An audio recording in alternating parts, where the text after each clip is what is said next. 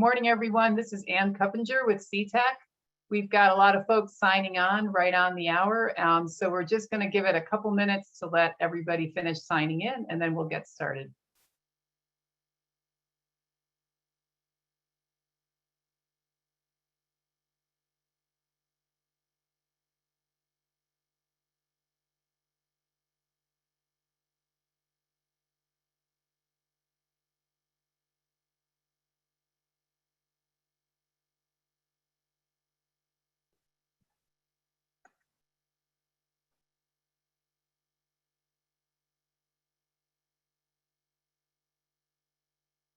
All right.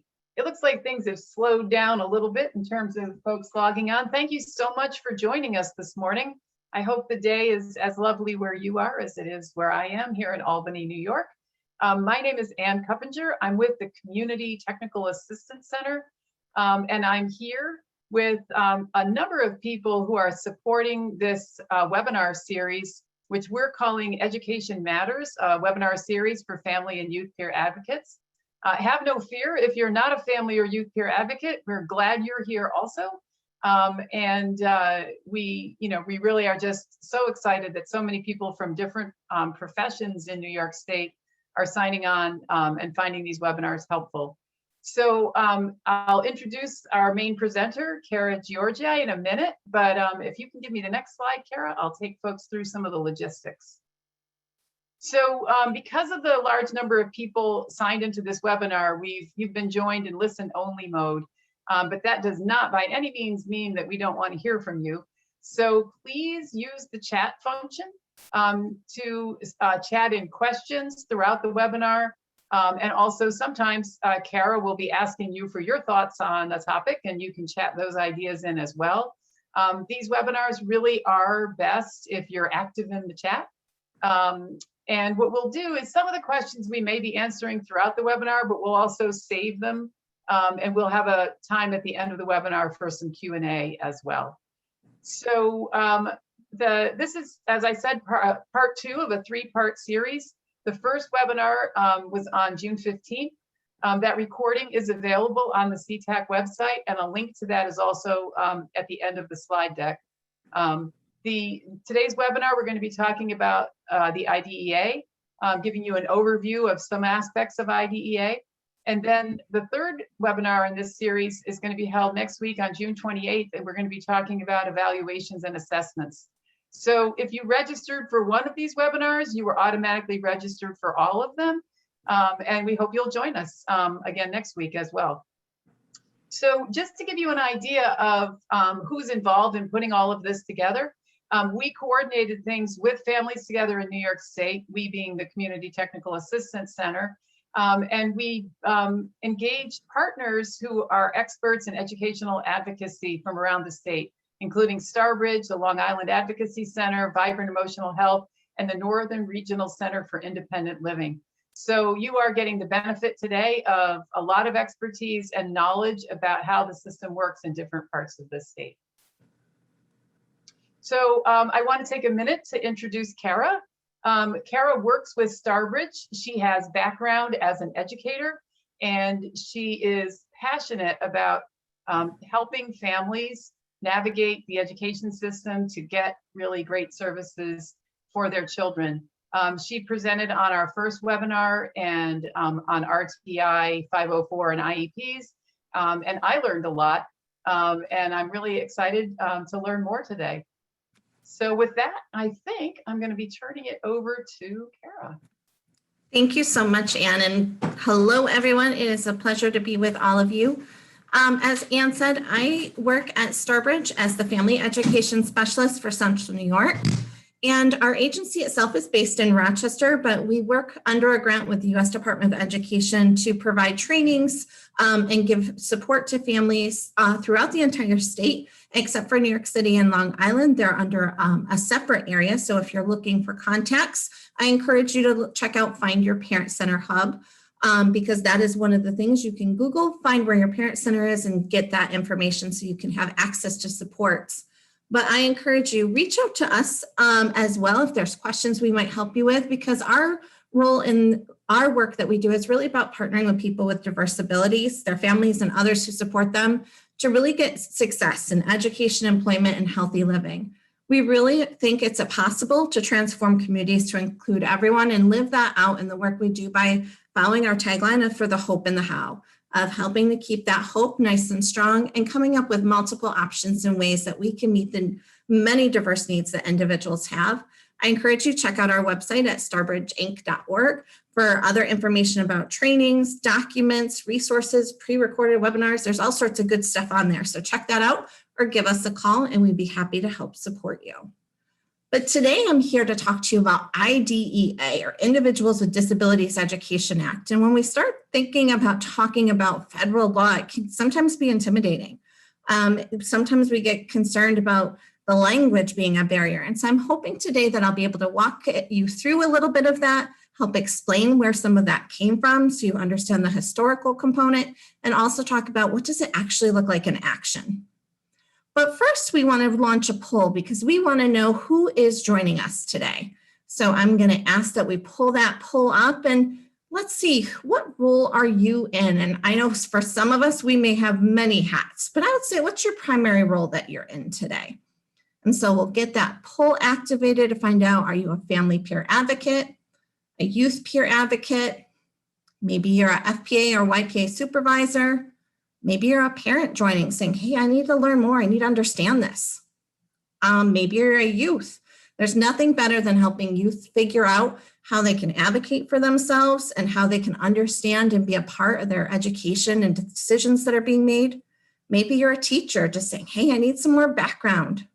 Maybe you're another school professional or a mental health clinician. Maybe you're a care coordinator. Or maybe there's another hat that you're wearing, and go ahead and click other and share with us in the chat. We want to know, what role are you in?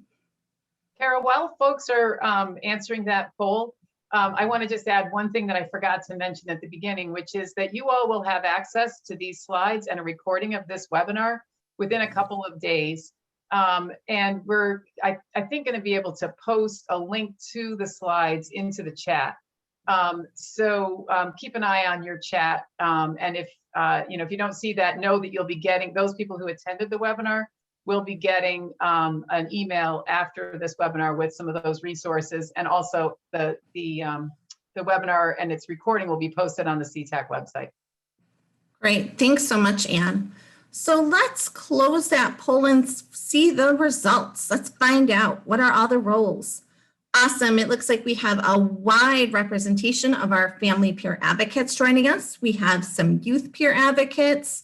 We have some supervisors here. It looks like we have a couple parents. Welcome. A teacher. So glad to have you here, as well as some other school staff. We have some mental health clinicians. I am so glad you're here. That is one area I'm super passionate about because I feel like education and mental health go hand in hand. We got to make sure our kids are ready to learn. Care coordinators are here. Awesome. And then we have a lot of people who picked other. So I hope you're sharing in the chat your role, because we love getting to know who you are and figuring out how we can best support you in the role that you're in and the work that you do. So let's dive in. So IDEA, how we define it is it's the Individuals with Disabilities Education Act. You might be like, that's a lot. So where does that come from and why? Well, the important piece of that, and you're going to see me reading slides a little more than you typically do, because a lot of this is very concrete and I like making sure that it's accurate information. And so IDEA is the federal law that mandates and provides supports and services to students who are found eligible under specific disability categories. The federal law is kind of like the law for our whole country, right? Then we get to the interesting part of why I have our New York State education link on here, because each state then has to take that federal law and figure out how they're going to implement it. What is it going to look like? A state can provide more, and I'll mention that later in today's presentation, but they cannot provide less. They have to at least do what the federal law says. It can also be interesting to kind of look at it side by side. Some people Google that and say, let's look at federal law and state law and see how things might be different, how things are similar. There's two parts to the education laws in New York State, and that's something that some families, when I talk about how our children are always general education students first and foremost. And that is in the regulations under the Part 100s. So think of 100% of our kids are general education students, even those with disabilities. So there's laws that govern that and help advise with that. It gives guidance and information. But then there's the next part, and that's the Part 200. So think of it, it's like the next step. The Part 200 zoom in and look at our special education students. They look and figure out, how do we help support students who have special and unique needs? Then there's also one other policy that impacts IDA, and that's the actual on the ground piece, the school policy. So in that order, the feds are telling schools what to do. The states are figuring out what that's going to look like. And then the schools have to follow those guidelines. They have to help to administer the educational supports that students need. And so why it's important to understand school policy is because that's how we're actually going to work and operate with the school staff. It's how families will be working with them, or youth will be impacted by how the schools make those decisions. If any time a school says, well, it's our school policy, I encourage you, say, could you show me where that is? Or could you provide me a written piece that shows that that is the written school policy? Politely ask it. It's not like you're saying, hey, I want to see it in writing right away. You're just saying, hey, I want to be informed. I want to know what the information is. I want to know how our school makes these decisions. And so for the most part, all of that is going to help you to be a team player. And so then as I walk through IDA and thinking about how do we talk about this federal law, I wanted to make sure you had the websites. I didn't want you to have to go Googling and figure out like what's good ones to look at.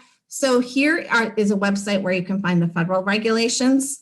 And then also you'll see that the Part 200s, notice I zoomed into the 200s where it's specific to special education because that's what ties in with IDA. So I encourage you to check out those websites later for additional information. But I'm going to be giving you lots of stuff today. And as Ann shared, you'll be getting the handouts and you'll be able to have access to this recording. So where did this all come from? Like, why do we have IDA? And why I chose this island is because I feel like it was symbolic for what things were like for children with disabilities prior to when we had Public Law 94-142. At that time, students were segregated, typically away from their developing peers. And then after EHA, or the Education of the Handicapped Act in 1975, the law changed to say students should be educated in the most least restricted environment. Think about it, being a child, having to be separated from your peers like that, literally being on an island. And maybe that bridge isn't solid and strong for you to be able to interact with your peers. That's what it was like. And so to quote Peter Wright of Wright's Law, of which I hope you are familiar with, if not, check out wrightslaw.com, spelled WRIGHTS, law, LAW.com. Because that is an incredible resource as a website to find out information tied to disability information. But Pete says to understand the battles being fought today for children with disabilities, it's really important to understand the history and traditions associated with public schools and special education. It's important that we acknowledge that there was a time where children with disabilities were put in basements of schools, other buildings, completely kept away from their peers. We need to acknowledge that because that's not where we want to be today. Today, we want to figure out how do we transform communities to include everyone, just like our agency works to support all the time. And so we need to think about how until 1975, children with disabilities were really kind of lumped together in a generic special education class where we weren't looking at their individual needs. And that's what it's all about. Our children each have individual unique needs that they need different supports for. And believe it or not, states actually allow the schools to exclude children with disabilities if they believe the child would not benefit from an education, or if they believe the child's presence would be disruptive to others. Two really other unbelievable facts are in 1958, the Illinois Supreme Court held that compensatory education laws did not apply to children with mental impairments. And until 1969, it was a crime in North Carolina for a parent to try to enroll a child with a disability in public school after the child had been excluded. A few families brought lawsuits to try to combat that prejudice, but it wasn't until IDEA came that children with disabilities have a right to an education. So let's talk about that. Let's talk about what is special education.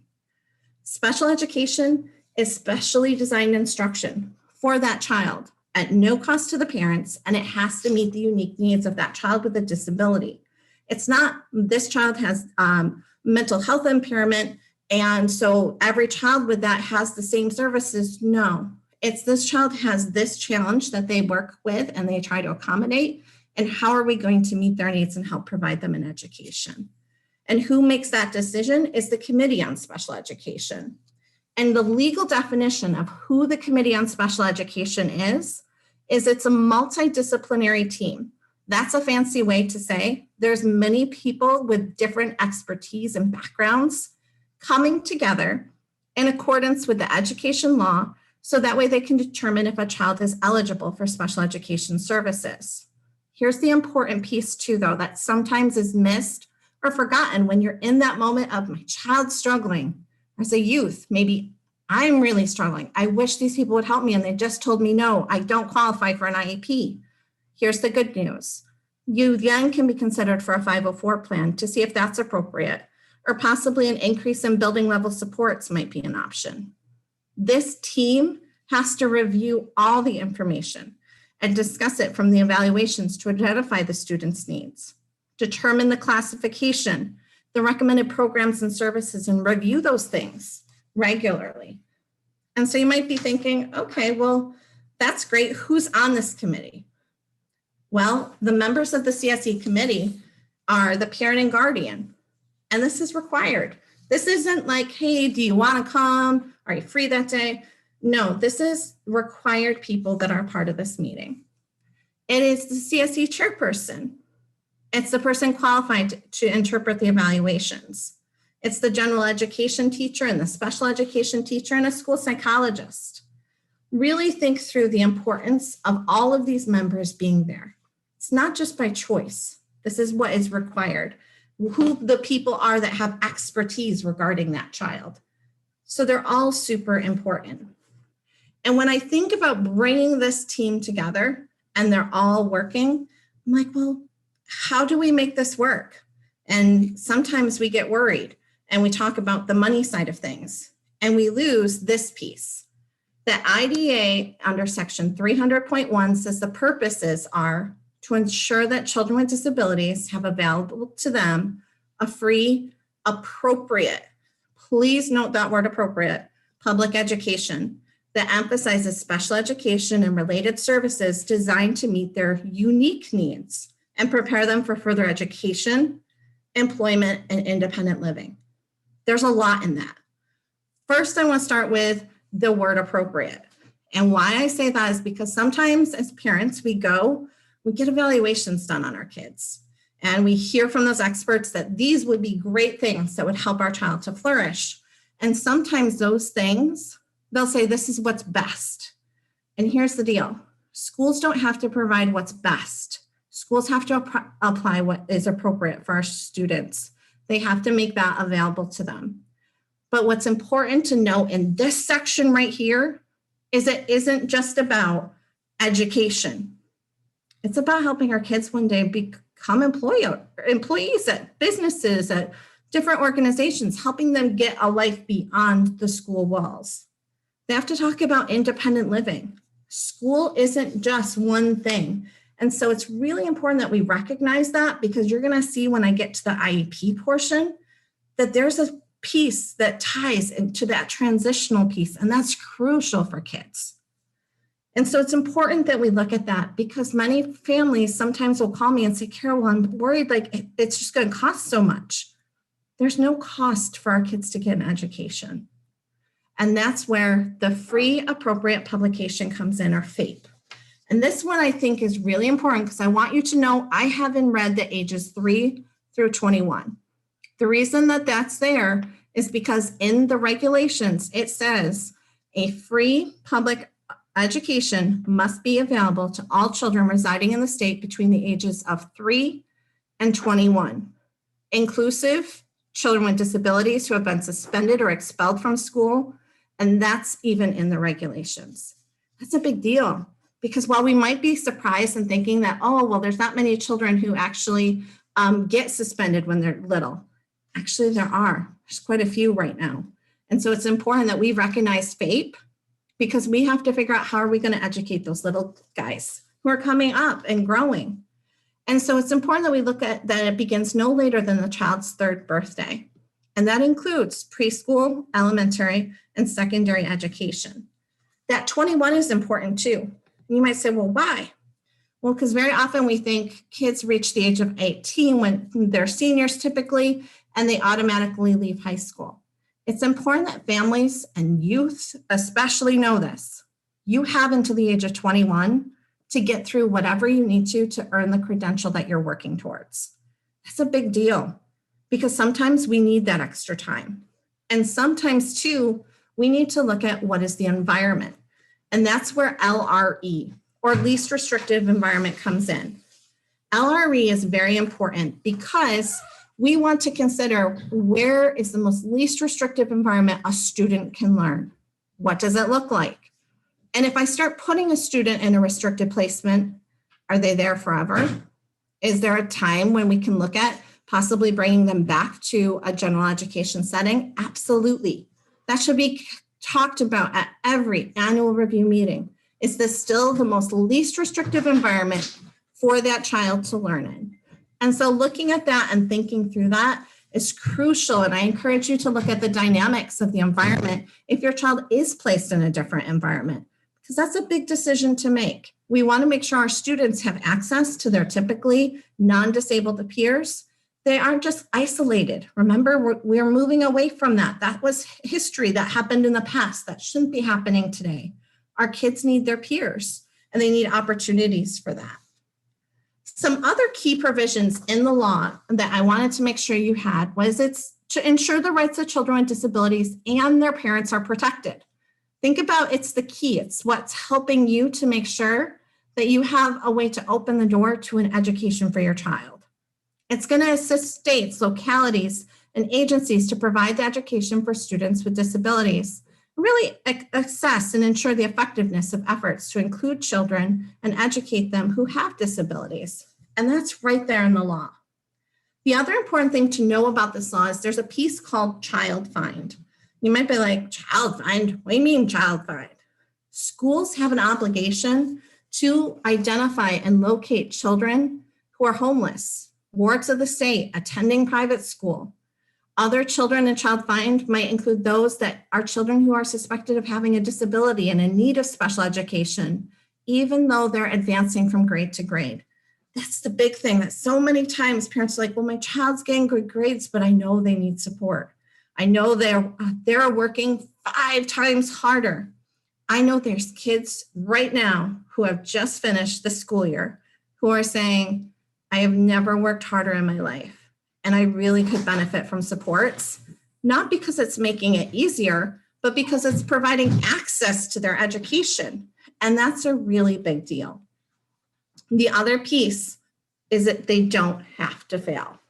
We don't have to wait until our kids are failing to access special education services. In section 300.101, it's been revised to clarify that a free, appropriate public education must be available to any individual child with a disability who needs special education and related services, even though the child has not failed or been retained in a course and is advancing from grade to grade. That's huge. They revised that in the law to help families, because sometimes we say that, well, they're doing just fine. They're doing great. They don't need services. We forget the effort that's put in. We forget too, this piece, like I shared in our previous training, teachers can do a whole lot, but sometimes when it gets that part of the student has barriers that make it hard for them to be ready, that make it hard to tap into their interests or into their information. And so while the teachers can change what they do and they can change the product and the process, if the student, it has a barrier of some disability, maybe it's dyslexia. Right now, I think of maybe that student has some mental health challenges going on. Our kids went through a lot. We switched them from what they knew in virtual learning into virtual learning. And in that virtual learning environment, we wanted them to kind of keep trudging forward. How did we do as adults? And yet we put that on our kids to do, and that's fine because they needed a sense of normal. But our kids also need space to acknowledge that. Our kids need space sometimes to acknowledge too, when that teacher is doing all that amazing stuff in the classroom, if I'm struggling with depression or anxiety as a student, I may be sitting right in front of you right now, just like all of you are on the screen with me, and I'm not physically taking in the information. I'm physically present, but I'm not taking in that information because, to be honest, I'm thinking about, oh my gosh, I hope that person doesn't talk to me again. I hope the teacher doesn't call on me. And that is what's playing in my head, not what I'm saying to you right now. And so when we think about things like that, those are barriers to the access for that child to get an education. We take for granted physical presence as really being there, and we need to support our students who are physically there, but not mentally there. And even just asking that question that we ask when kids are really little, are you ready to learn? Have we ever given the space for somebody to say no? Those children need supports. And we got to figure out, what does that look like? And these laws and these protections are what helps to make that possible. And so when you think through having a disability, you're like, well, what does that mean? Well, there's educational classifications, and that's a fancy way to say there are 13 different things that have been identified as disability classifications. Here's what I want you to not think. If I call and tell you that I have a child who has autism, I don't want you to have a piece of paper that you pull out and say, okay, this is what we offer for the child with autism. No, autism just helps you to better understand the unique needs of that child and to begin exploring the different options of what you can do to support them. So very often, sometimes I think it was about a month ago, had a parent call and say, Kara, they want to change the classification. I'm worried we're going to lose services. And I said, no, the services are not tied to your classification. The classification better helps the individuals who are working on your team and supporting your child to understand the challenge that your child has that interferes with their access to education. Your supports and services should be designed based on the needs that that child is showing. So that's big. So making sure you're aware of those 13 classifications, and we have a sheet on our website that you can check out that describes those 13 classifications in detail. And then I share this piece of the importance of the parent. As parents, we know our children best. Doesn't mean we have all the answers. Doesn't mean we can explain to you exactly how you could best teach our child. But what we can do is show up and help to hear and understand the information. We can show up and tell you little things that our children do at home that could potentially make a difference of how you support them in the classroom. But the law literally reads out what a parent is. And that can be a biological or adoptive parent of a child, a foster parent, a guardian who's authorized to act as the child's parent or to make educational decisions for the child, or an individual acting in place of a biological or adoptive parent, including a grandparent, a step parent, or other relative with whom the child lives or is legally taking care of the child's welfare. It's important that we include the parent's voice. It's important that we help to educate parents so that they know how to be a partner. Just like you had to go to an education place to be where you're at and the role you're in today. We've all taken information in because people have taken the time to train us. It's why we're doing this series. But parents need that information, as do the youth, because our kids need to help make those decisions about their education. And one important key that sometimes families don't realize is this piece, FERPA. FERPA is the Family Education Rights and Privacy Act. And you might say, well, what is that? Well, that is a fancy way to say you have access to your educational records. It's something where you can put in a written request to the school and say that you'd like to review them. When you do that, the school will then arrange a time for you to review the records. This is a great opportunity to see what is being charted for your child. Any letters you've submitted, any documents that have advised their education will all be included in that. You can bring someone with you as you review the files. And if you would like copies, you can request that. Sometimes the school will tell you there's a charge, but if that's a barrier for you, you can let them know that it is a barrier and ask that they provide them still for your access. One key piece though, because sometimes children are being seen by a counselor at the school. Those notes are not typically available through the FERPA records. You can also find out sometimes that there's incorrect or missing information. If you do, you can ask in a written letter to amend your child's record and have it added in or revised if it's something incorrect. And then if there's a challenge, and let's say the school is not willing to do that, you can request a hearing in writing. And if your request for a hearing is not honored or a school refuses, you can send a complaint to the FERPA U.S. Department of Education, and they will help back up to find out why you are not having access to your child's records. I personally have done this as a parent. I'm going to forewarn you, when you ask for records, they can be a lot. Sometimes they're a whole lot. So I encourage you, before you do this, if you do, to go in with a couple questions of like what information you're hoping to find or specific things that you're looking for, because that will help you as you're looking through all of those documents. Because when you first sit down, you can be like, whoa, what did I just get myself into? So take that opportunity. But if your child gets referred to special education services, as you see in this chart, it's a process. So it starts with a referral, and you or the teacher might do that, you being the parent. If that referral then goes forward, what the school will do, they will send you a letter back asking essentially for your consent as the parent to evaluate the child. Once that happens, and that has 10 days, so they get your letter, they have 10 days to let you know what the evaluations are going to be happening. They have 10 days to get that back from you with you saying yes, that you would like the evaluation piece to happen. Then we enter this next stage of the evaluation and eligibility. The school has 60 days to get that evaluation complete and start having a meeting to determine eligibility. Then if your child is eligible, they have 60 school days to determine what are the recommendations and kind of put that into a plan and to actually start implementing it.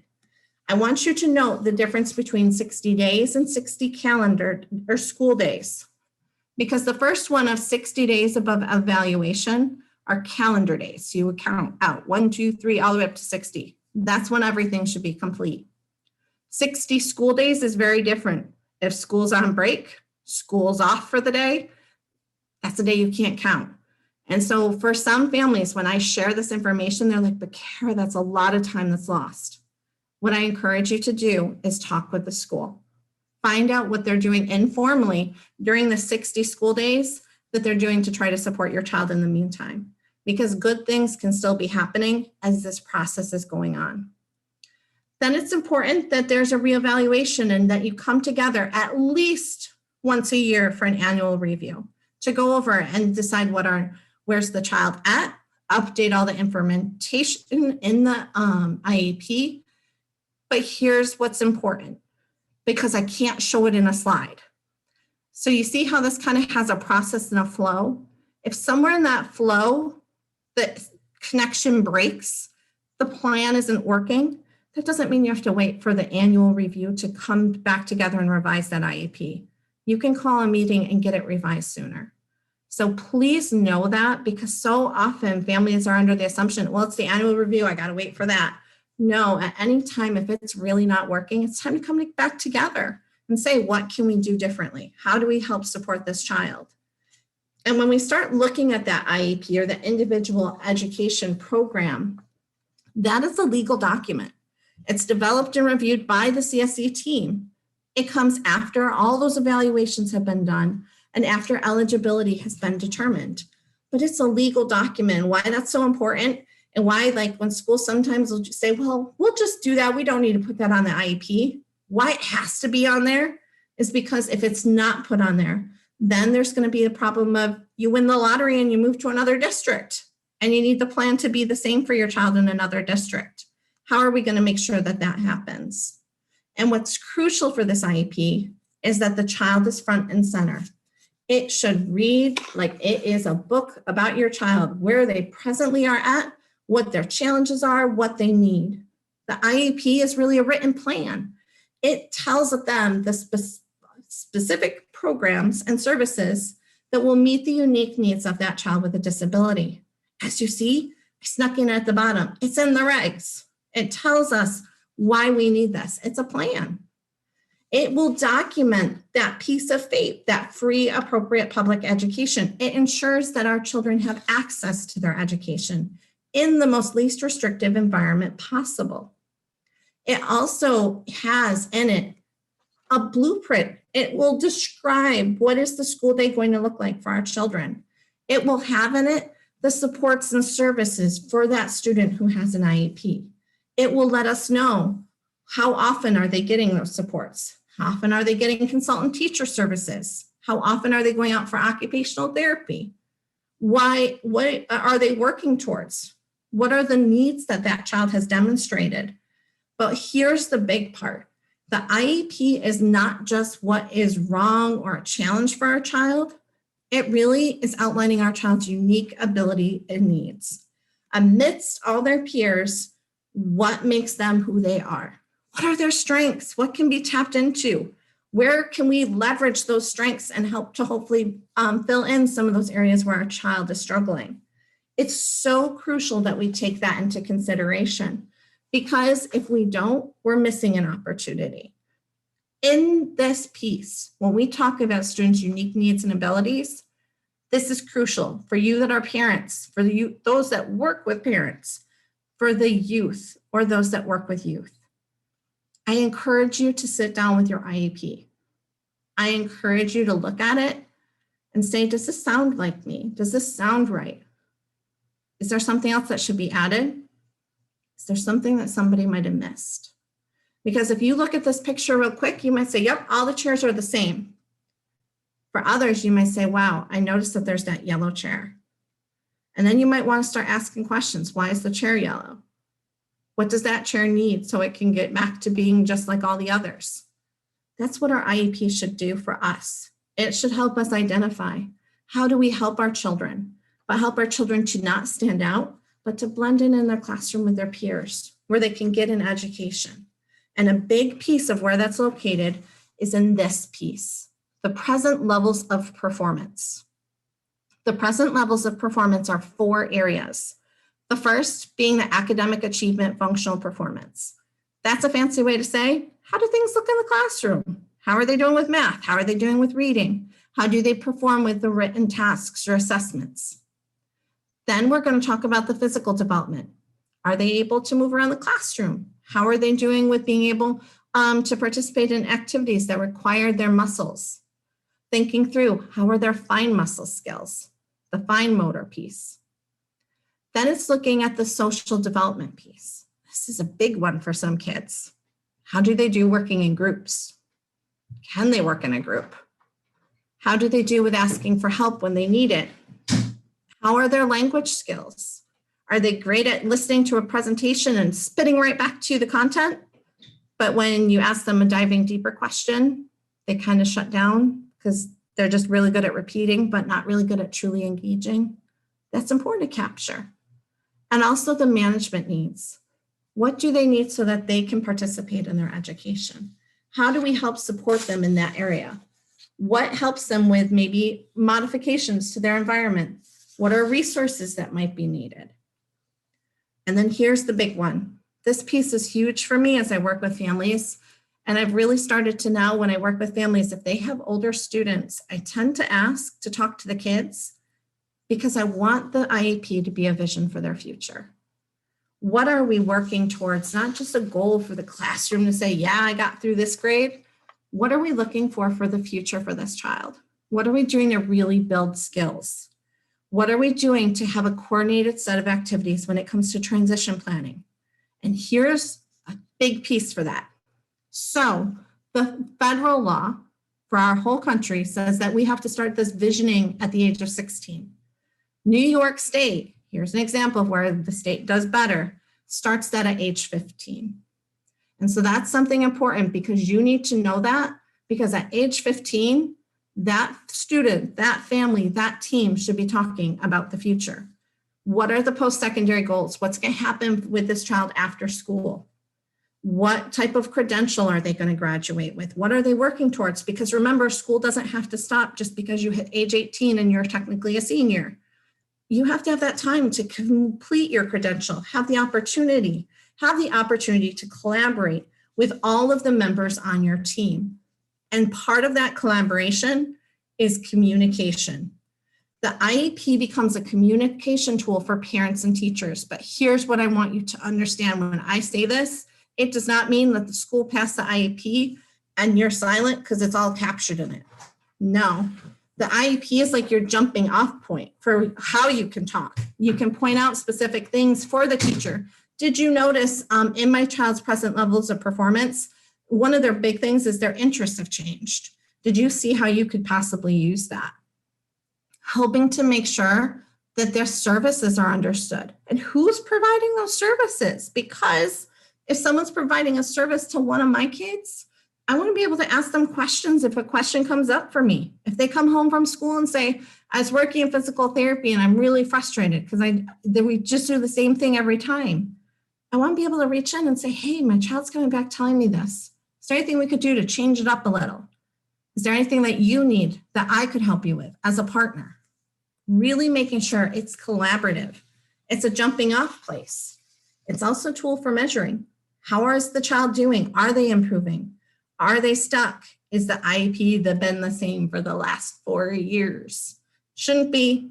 Our kids are growing and changing, so we got to keep things updated. And part of that is setting really good goals.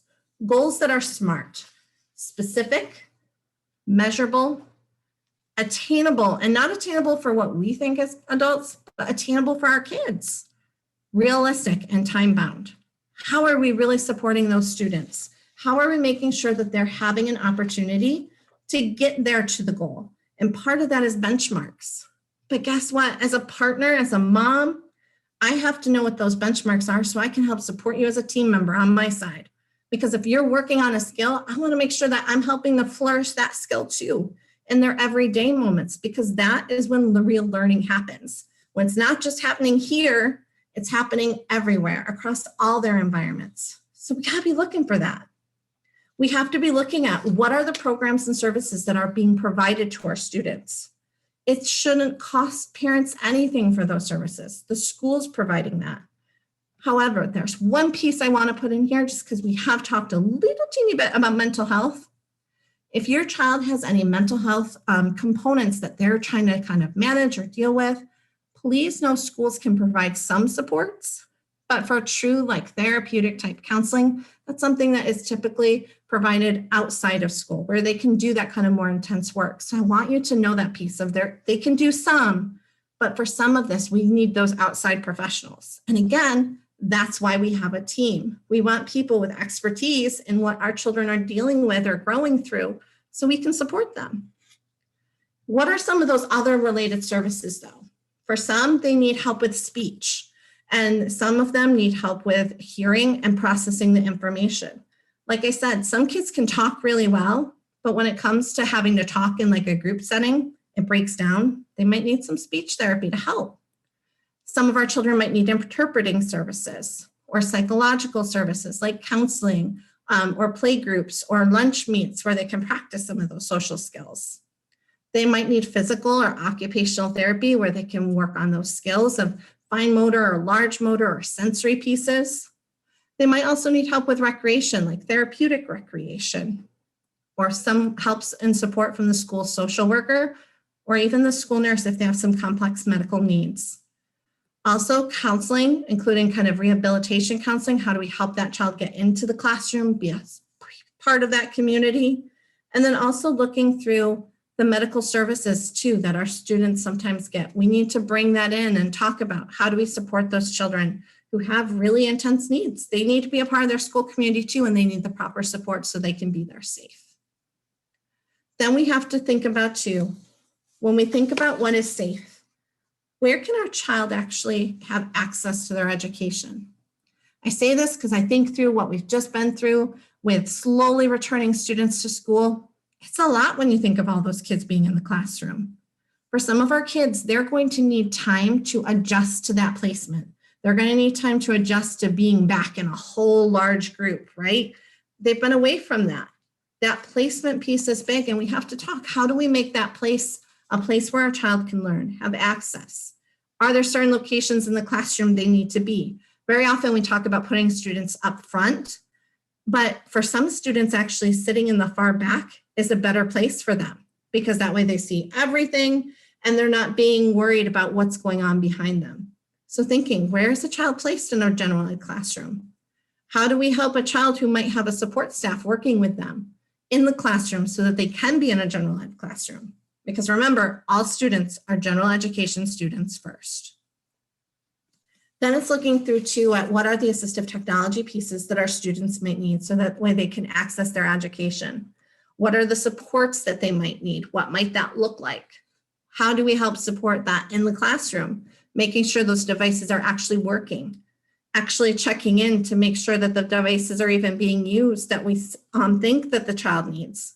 Because one thing I can tell you as a mom, I can tell you what I think the best plan is for my kiddos, but my kiddos sometimes have a very different idea of what that best plan looks like and what they're willing to use. And we need to talk to our kids about that, of how are they using the supports that are being provided. Then what are we doing with our program to modify or accommodate a child? Does a child need large print? Does a child need a copy of class notes before class as opposed to after class so they can follow along and maybe highlight things? What are different things we can do that help each of our children grow? Just like these plants, they might need a little something different so that they can all flourish and grow. Thinking through too, the piece of testing accommodations. Where is our child getting a test given to them? For some of our children, they get pulled out into a small group. Some of our kids don't want to be pulled out. They want to take it in the classroom. Are we giving them extra time on their tests? The other piece of that, when we make all these accommodations and stuff, we need to talk to the students and say, what does that look like if I say you get double time? Does that mean I have to come back to Ann and say, oh, Ann, don't forget you said I could have one more extra class to finish this? Or is Ann, as my teacher, going to say, Kara, why don't you come back on this day? Who owns that? And we got to figure that out because it's not always clear and our students don't always remember. And it needs to be a plan that we do and decide on together as a team. And then for those older students, really looking at that coordinated set of transition activities. There's a whole section in the IEP that's dedicated to that, which I love because I love helping parents to dream and think of what comes next. Will they go to college? Will they go to a technical school? Will they do a trade? What appeals to your child right now? What kind of job? And recognizing this may change, which is why it's important to keep communication lines open. Talking about what the transition services would be needed to help them go from high school to life as an adult in the community. The IEP team can decide to start the transition planning at a younger age if they feel it's appropriate. But again, remember, here in New York, it starts at age 15. Make sure we know that. The other thing to know is how are our students actually doing tests? Will they participate in state and district-wide assessments? If they will, check the box yes. If not, and they say no, there has to be a statement as to why. All students with disabilities have to be included in the state or district-wide assessment programs. If the committee determines that that student will participate in an alternative assessment, then the IEP must provide a statement as to why they can't participate in the regular assessment and why the particular alternate assessment selected is appropriate for that student. Remember, there's always got to be a why. There always has to be some information. So I've given you a lot. Here's where I'm going to give you some final helpful tips. The helpful tips are going to start with the importance of the documents themselves. Having the most current document for your child for the year handy. Keeping track of those files. Making sure if you call someone and have a wonderful conversation where they talk about supports, that you follow up with an email that says, this is what I'm so glad we had this time together and this is what I'm understanding us to be in agreement on. Can you let me know if I maybe misunderstood anything? Meeting with the team as often as possible. The other piece is 3 little words and it's where's the data? Ask for data and when you're not sure how things are going. Find out what's going on because special education services for a child need to be based on data, not people's opinions. Evaluation data is going to provide the basis for either increasing, decreasing, or even discontinuing services. And for some families, hearing that word, they're discontinuing, it feels like, oh my gosh, what's going to happen? It's okay sometimes to discontinue services. It's okay to sometimes switch from one service to another if it can better meet the needs of the child. The evaluation data will determine their child's placement, their goals, their benchmarks. It will help us figure out what's next. But one of the most useful questions parents can ask when they have questions or concerns about recommendations is, where's the data? Anything that they have, from classroom assessments to statewide assessments to informal assessments, getting that information. It's also important to know that if you need an independent educational evaluation because something comes back and you're like, it doesn't feel right, I don't think that describes my child, you can ask for an independent educational evaluation. It's at public expense. If the parents disagree with an evaluation, you can request the IEE. Also, the agency must initiate a hearing to show that its evaluation is appropriate or pay for the independent educational evaluation. The schools provide a list for this, and some parents are like, well, they're in cahoots. No, it's a list of who providers are that the school would recommend that parents start with. I have heard of parents looking at alternatives, but there is rules to that. There's regulations to that. So that in and of itself is a whole thing that we could spend a training on. But what's important to know with all of this is there are procedural safeguards for families to know their rights. It's important that you know what will be allowed, what you can do when disagreements happen. The procedural safeguards should be provided to you so you know what your rights are. You're familiar with them. And we're going to give you some great resource links as one of the handouts to help you dive into that even more. And you can always reach out to one of us as the collaborators for more information as well. It's also important that you keep your school records and meetings. You need to, again, have that opportunity to review the records if you wish. This picture looks scary, but I will be honest, I have seen some students' records that are really long and lengthy. It's real, but you need to be able to know what's in those records. You need to be able to participate in those meetings. Also, when it comes to those meetings, you need to get that in writing 5 calendar days prior to the meeting, unless you're calling an emergency meeting, and then they might ask you to waive that. It should include, why are you meeting? What is the day, the time, the location? Who is going to be there? There should not be surprises when you walk into the room. And then we get to the big question, should a student attend their CSE meeting? And that, I'm going to say, is up to the individual parent and child. They know their child the best.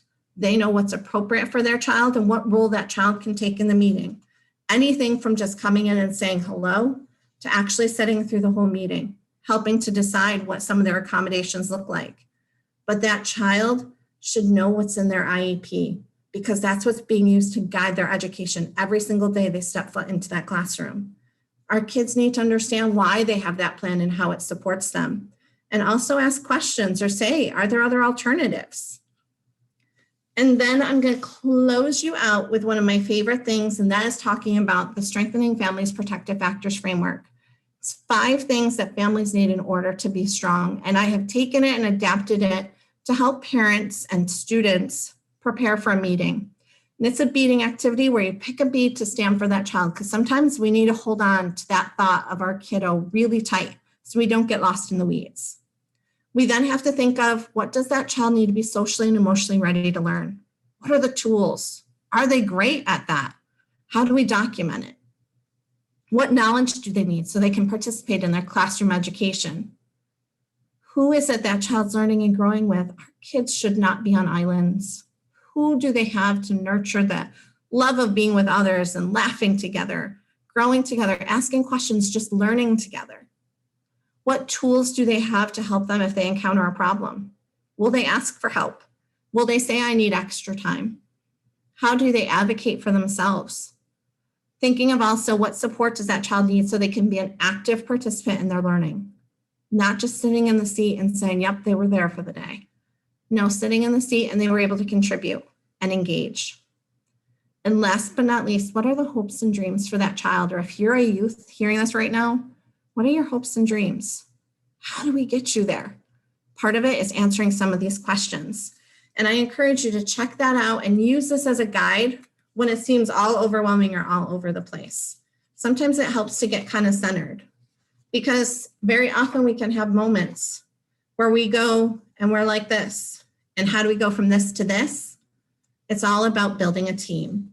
It's all about bringing yourself together. It's all about using the tools available to you, like the ones that you'll have as handouts today after today's presentation, the ones that I shared in the first presentation, the tools that you're going to get in the next presentation. All of that is information that helps you as you go forward. And being a committee member on that special education committee, it's hard work.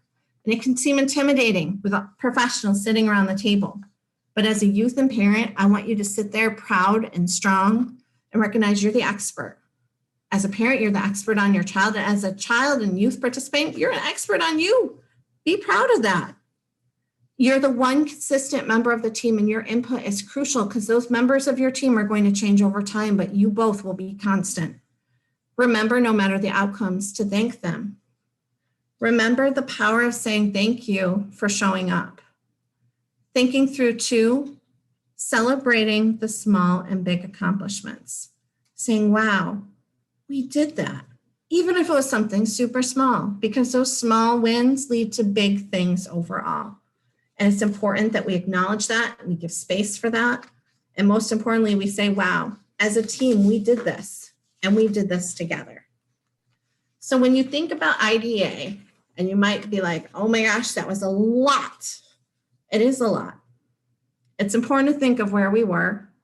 It's important to recognize and give space for that history and that acknowledgement. But it's important to recognize that the U.S. Department of Education has rules and guidelines that help protect our kids. The New York State Education Department also has that, and they have information tied in with COVID right now of how things are changing. And as families, I don't expect you to be the experts. I expect you to be the expert in your kiddo and let all of the community resources around come together to help support your family. I encourage you to ask questions. And with that, I am going to close and see if we have any questions, because I see our chat has been active while I've been giving you all that content. Kara, thank you so much. Oops, my video turned off. Thank you so much. That was wonderful. And as many times as we dive into topics like this, I always learn something. And, one of the things I really liked about your presentation was that we do have a few parents on this webinar, but in the main of the 100+ people who are attending, these are folks who, well, they may be supporting their own children through this process. They're often supporting another parent or a youth through the process. And so in some ways, I really found that the way that you did this webinar addressing parents, if folks listen to it again, it will equip them with some of the language that they can use when they're talking with parents and youth as well. So, and I think it's like, it has a sort of reassuring quality to it. So I want to turn to some of the specific questions folks asked during the presentation. We have until 11 o'clock. So if you have additional questions, please chat them in. We'll get to as many as we can. And the first one is, and I also want to say that my colleague Mona Gnaim is here, and she's from Families Together in New York State, and she's going to be helping me moderate the Q&A. And Rosalia Watkins and Mindy Turansky are also here, and they may unmute themselves and weigh in at some point if that's helpful. So the first question is, what happens if they, I think they being the school district, denies you the written form of their policy? This is from Jacqueline Zuniga. So that was from early on in the presentation. Yeah, that's a great question. So if the school says no to giving you a written policy, or sometimes what schools will say when you ask for that is, well, I'll have to look for that and get back to you. And then it's like they're lost in the void and it doesn't happen.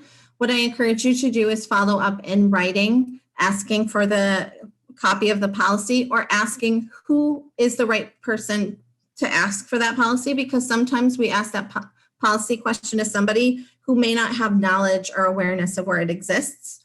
And so I encourage you to ask another, if there's another individual that you could be reaching out to. And as always, slowly go up your leadership chain. So starting with kind of your special education chair, if they're the ones that you started with, And if they don't have the answer, then you can always also go to your school superintendent, who will be familiar with your school policy.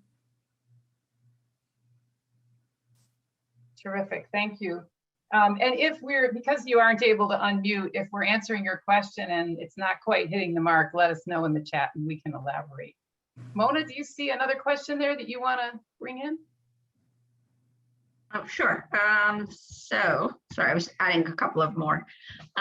Does the parent qualify as the parent representative for the committee, or is there another individual? I think you sort of went over that in the presentation, but if you want to give it a... Yeah, so yes, the parent is automatically a member of the Committee on Special Education, and parent is loosely defined. So for example, it might be a foster parent if they're fostering a child, or it could be an adoptive parent or another caregiver that is having the legal custody of the child. That's the key of figuring out who is that person that should be sitting in that parent seat. Great question. Okay. Is there any research, Kara, on the rates of bullying for people with special needs when integrated with general education students? And are there efforts to address these unique bullying issues? And then the second question is from that same person, is there any discussion about expanding the disability classifications to include mental health disorders? So those are really two very separate questions. The first one about bullying and the second one about expanding classifications. Awesome. Those were fantastic questions. So to start, yes, there has been research done tied to bullying students with special needs and who are getting special education services. There's actually regulations that back and go into all of that. That's actually another whole presentation that we could provide you talking about bullying. There's a great guide. I will send a link to Anne to upload with additional resources of what it literally details out the protections for students with disabilities who could be potentially being bullied. So absolutely, it's being researched. Absolutely, it is well known, and there are protections for our students who have disabilities that are in a situation where they're being bullied, and it does happen. In regards to your next question of expanding the 13 classifications, not to my knowledge. I'll do a little digging. If I can find out anything that says differently, I will definitely share that in with Anne as a follow-up resource. But one of the additional resources I'll send, just since there was a question about classifications, is Anne, I can send you our handout that describes the 13 classifications, and we'll upload that as well. Terrific. I just made a note to ask you for it when that came up, because I knew that was going to be something folks would want. I want to backtrack just a little before Mona takes the next question, because someone was, your answer to the question around the parent, who can be the parent that is representing the youth with the special education committee. I think there was also some misunderstanding about the parent rep. And so that parent rep is a different person. The parent member, yes, it's different. Great question. So the parent, so there's what's called the parent, so the person who has the custody of the child, and then a parent can also request what's called a parent rep. And with that parent rep, what happens is you have to request from your district at least 72 hours in advance if they can have a parent rep come and join your meeting. That's typically a parent who also resides in your district, has gone through the special education system and process with their own child, and is kind of there just to help explain things or tease things out. Some families find it beneficial. I've been to meetings where that has actually been a person who's been sitting at the table to help.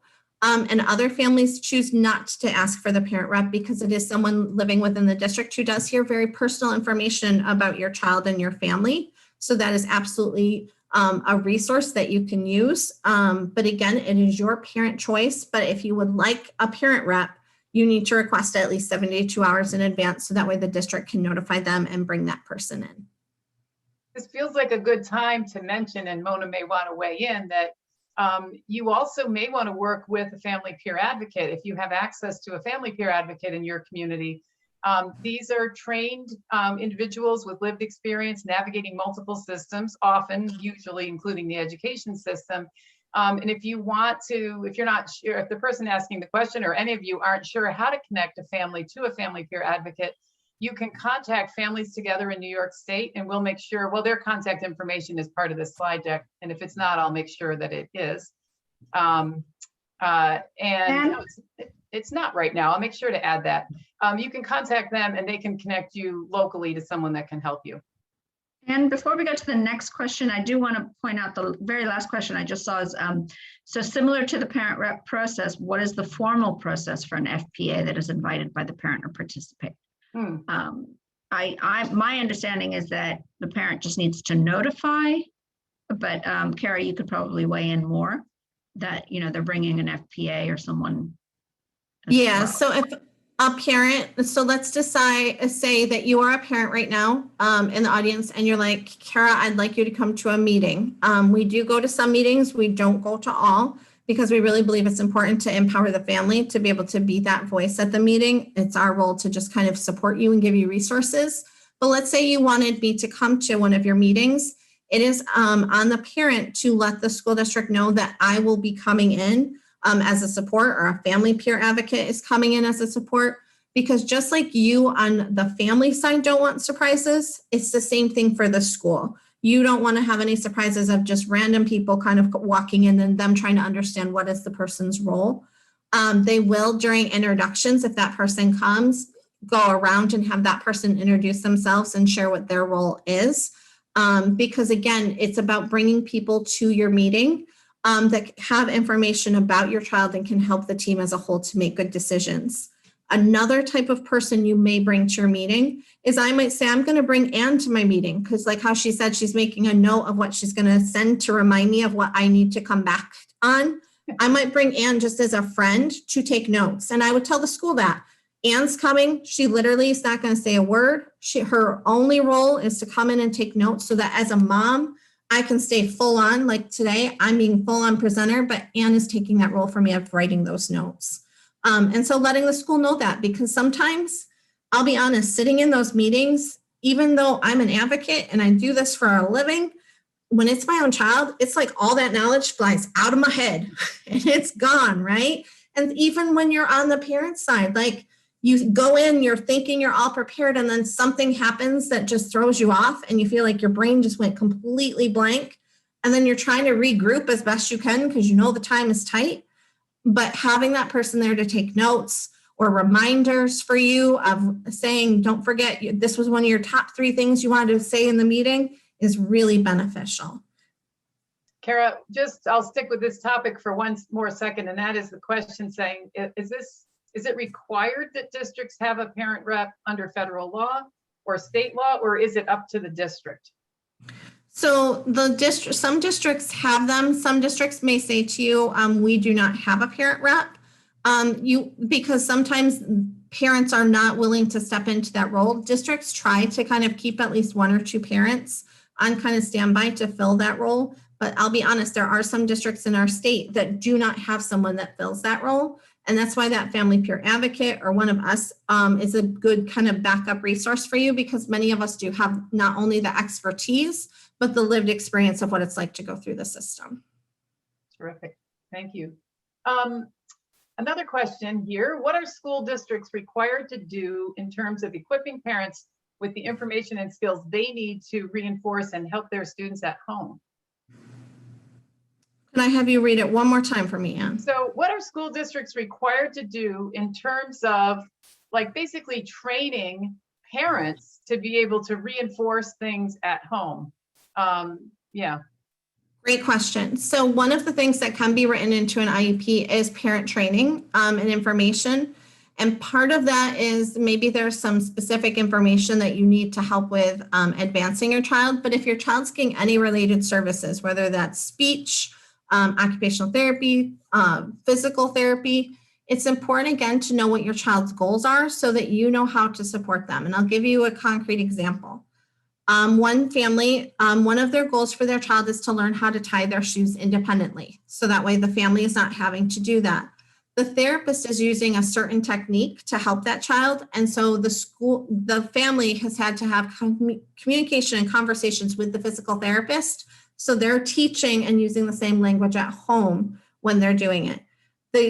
There is required, schools are supposed to be in communication with families, but how detailed that gets is not specifically outlined. Like it doesn't say schools have to say this. It's just schools should be in regular communication and contact with families. And my biggest thing that I would say is if a family is like, I don't know what's going on, or like, I don't know how to help support, ask questions to find answers. So instead of going in and making a statement, asking a question. Can you please help me understand how my child is getting support with using their language to ask for help? What are the cues that you're using? What are the goals that you're using when the child has to approach a writing assignment and maybe they don't have good like sequencing and processing of how do they put together a written piece? Asking questions, it will lead you to answers. And don't be afraid if you're asking a lot of questions, because sometimes once you get an answer to one, you end up having like 5 more. And so just again, establishing those relationships, working in collaboration. And I encourage every family at the start of every year, because your team sometimes changes from year to year, but even if it's the same team, talk to them and say, how are we going to stay connected as a team so we're all on the same page, working on the same goals and in the same direction for the child? I know I needed remediation when it came to shoe tying techniques that the OT was using. I certainly was unaware of some of the more current methods of bunny ear creation that I needed to learn. Mona, do we have some other questions? Kara, I might, before I ask the next question, I might also add that, and also you as a parent should, make suggestions and also notify teachers of what you do at home as well. That's helpful. Absolutely. I think that's huge. Also letting the school know of changes. And when I say changes, it's not like big stuff, but like, for example, if back when we were actually going out for trainings, if I was going out for a training, I would give the school a heads up, not because of my pickup and drop off changing, but just to say, hey, our schedule and our routine as a family is going to be shifted for this next couple weeks because I'm going to be doing a few trainings for work. Just wanted you to know. So if you see something different in my child, please don't hesitate to reach out, because sometimes little changes that we make really impact our kids. And it's important that the schools can kind of understand, well, where is this coming from? Because the other piece to really know about kids is all behavior is communication. It may not be clear. It may be really frustrating and overwhelming, but when our kids are showing behaviors, they're communicating there's a need or there's something going on that they need to kind of get out or manage, so that way they can get to the point where they're able to participate in classroom instruction and activities and be a full engaged student. So I encourage you always to keep schools updated, changes, things that you see differently, eating habits even is important to kind of keep the school up to date on. Okay, so with that, the next question is, how does a parent request for a child to be moved to an ICT class from a 12-1-1? So that's a decision that would be made at your CSE meeting. So if you feel that a change in placement is necessary, that should be something that comes up where if it's not time for your annual review or you've already had the annual review, where you could call a CSE meeting and have the team reconsider where is the child placed for their education, and is the current placement the most least restrictive environment where that child can have success. Understanding that in more least restrictive environments, you might need additional supports or services that push in for that child, but it's always where can we push in those services to help that child be instructed in their most least restrictive environment. So it's it's writing a letter and requesting a CSE meeting. We have form letters on our website that you can check out that would help you to be able to do that if you needed any support. Okay. There's a technical question. Is an email from the school considered in writing for the purposes of notifying a parent of a CSE meeting? There's typically going to be a letter formally sent. If one is coming by email, my question would be, is it a formal CSE meeting that email's calling? Because sometimes families will confuse, like if we bring the team together to talk about something and they'll think it's a CSE meeting versus just a team meeting of coming together to talk about something. So my question back to that individual would be, was it a formal CSE meeting where you were coming together to talk about the IEP, or was it the team was just coming together? Kelly, hi Kelly. If you want to chat back in and let us know more specifics about your question, we can follow up with that. see if we've heard from Kelly in the chat here. My chat is. And I did see Rosalia at one point had her hand up. I don't know if she wanted to chime in with Oh yeah, anything. Rosalia, sorry about that. That's quite all right. Thank you so much, Kara. Thank you for another great presentation. And especially thank you for reminding people that it's okay to take a friend to take notes. As a matter of fact, everyone should have a friend that goes with them to an IEP meeting so that you can really focus. But my quick response was about parent members and parent reps. There used to be a training that was, it still is, done by the state, so that parent reps and parent members would receive a specific training to support parents based on the law and what their options are. I don't know if that's still happening. It does happen or did happen in New York City regularly, but we'd have to check the regs. The other thing is that in Part 200, there may be some decisions that require a parent rep or member, like when a student is going from a least restrictive environment to a very, very, very restricted environment, to a BOCES program or District 75 program or a residential program that may require a parent member in attendance. We can take a look into that a little bit more. And my experience personally, and Carrie, you may comment on this, is some parent reps are really active in those meetings and some are less active. So it's not, you won't necessarily, I was always surprised that the parent rep, as a matter of routine, didn't reach out to me ahead of time to kind of say, what are you interested in? What their role can be a little confusing sometimes. And I think if you have real concerns, you may want to talk to someone who has, your specific advocacy concerns in mind to go with you into that meeting. Not that the parent rep can't be helpful, but I think sometimes they're put in a difficult spot. I think that their role is limited, but I just put my hand up to say that they're still around, that they're trained to remind the parent about every aspect of the law.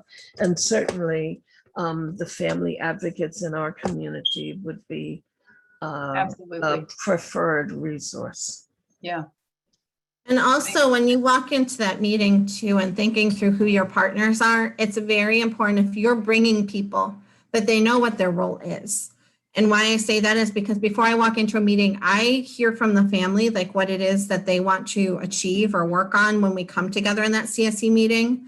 I clearly know what their goals are. So that way, if we go off on a different direction, I can help make sure that we bring it back for those points to be hit on. I also prep families and say, like, we come up with a signal, like even in Zoom, of what are they going to do if they feel like really overwhelmed and they're struggling to process, where I have the signal with them that they let me know. And then I will say, there's been a lot of information, let me just verify. And I respond back to what I've heard so far in the meeting to give the parent time to process what they've heard, because sometimes too, you need that space. Think of this presentation. I was like, and giving you all this information. And at some points, you're probably like, oh my gosh, Kara, like take a breath, pause, because it was a lot. And it feels that way sometimes in CSE meetings where it's a lot of information.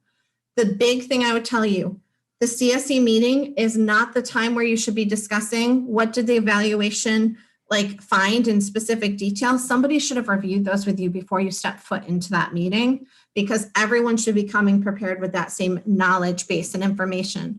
And that's why we're doing a whole presentation coming up on evaluations, because we want to empower you to understand that piece of this process and help you to understand how to be a partner. And for those of you that are supporting parents, how do you help support parents to understand those evaluations, and how do we help point them to the people that can get their questions answered?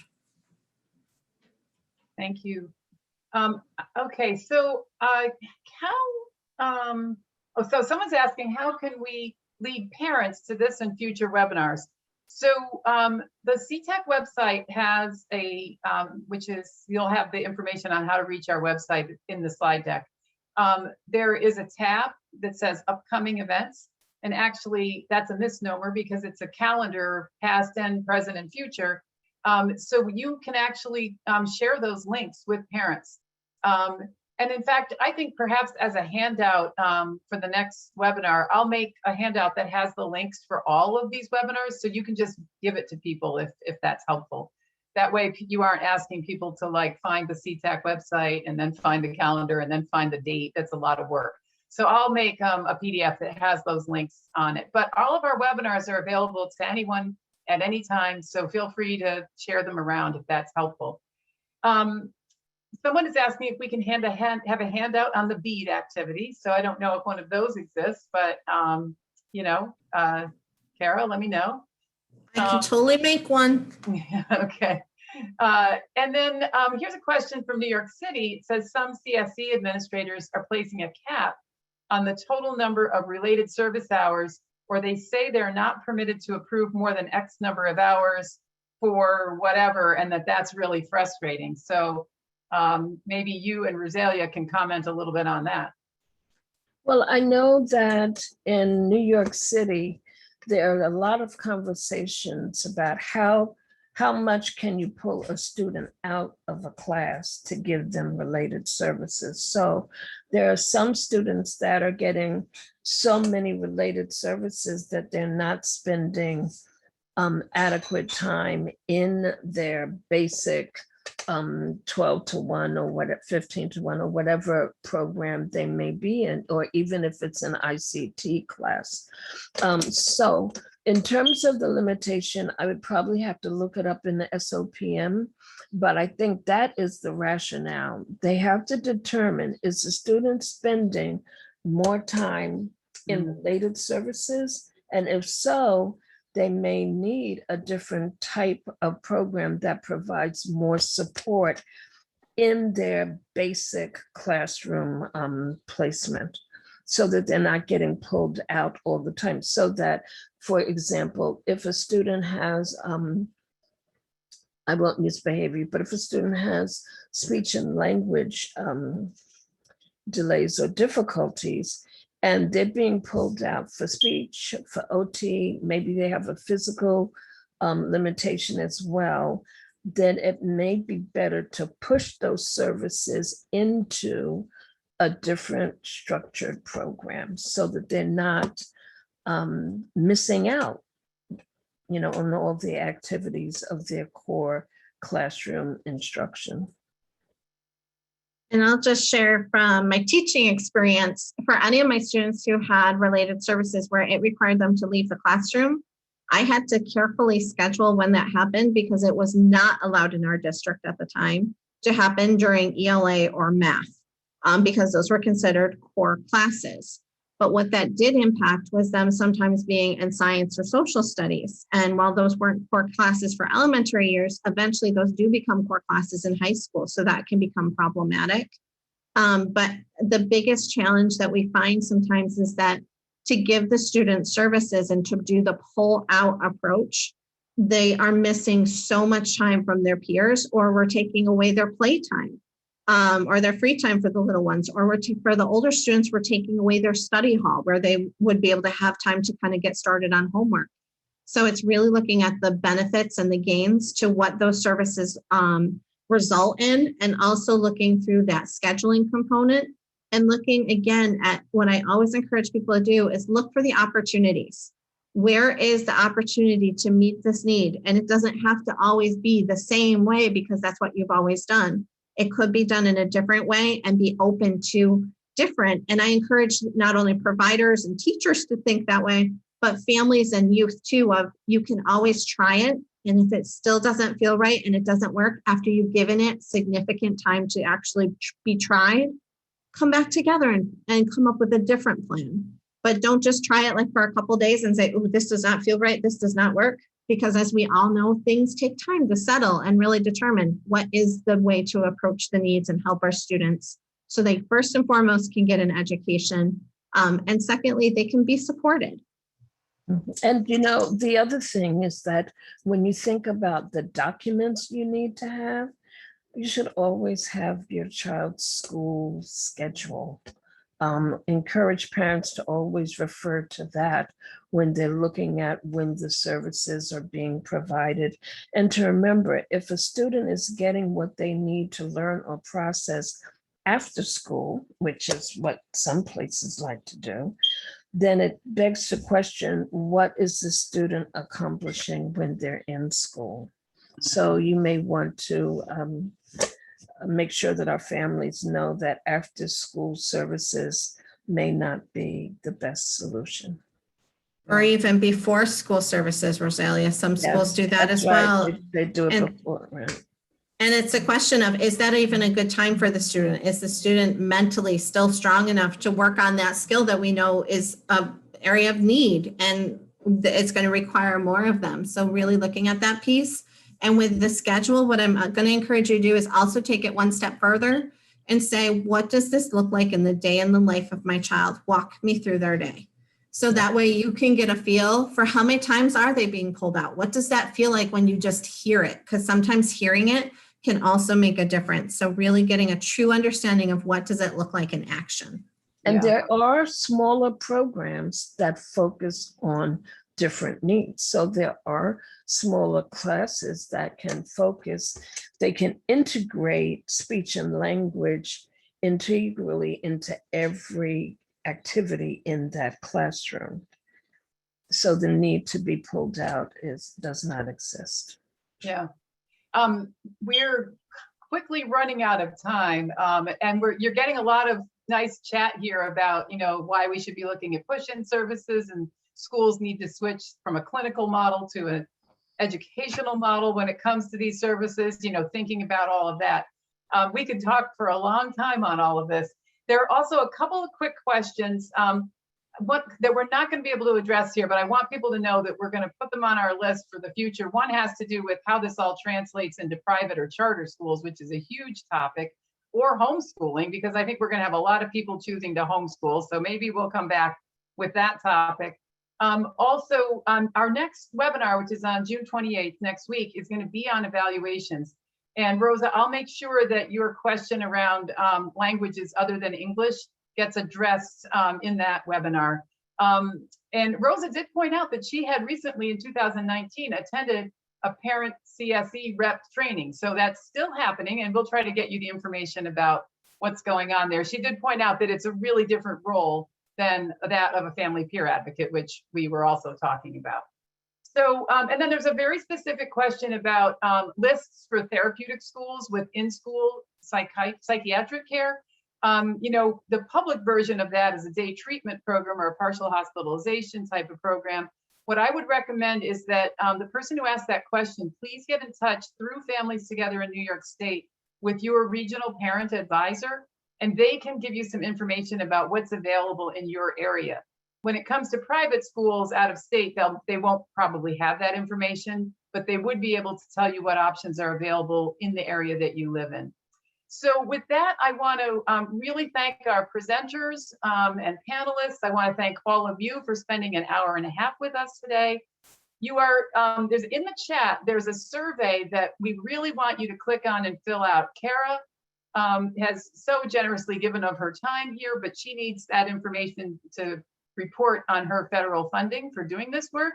So you'll see that in the chat, and we'll leave the webinar open for a second so you can all click on the chat to get to that link. You will also see a pop-up survey, really short, that CTAC asks you to fill out after the webinar when you sign off of the webinar. So if you could do both of those, we would really appreciate that. And when these slides are posted, all of the links that you see here for past and future webinars will be available to you. So with that, I want to say thank you to all of our panelists, and I hope everyone has a lovely Friday afternoon.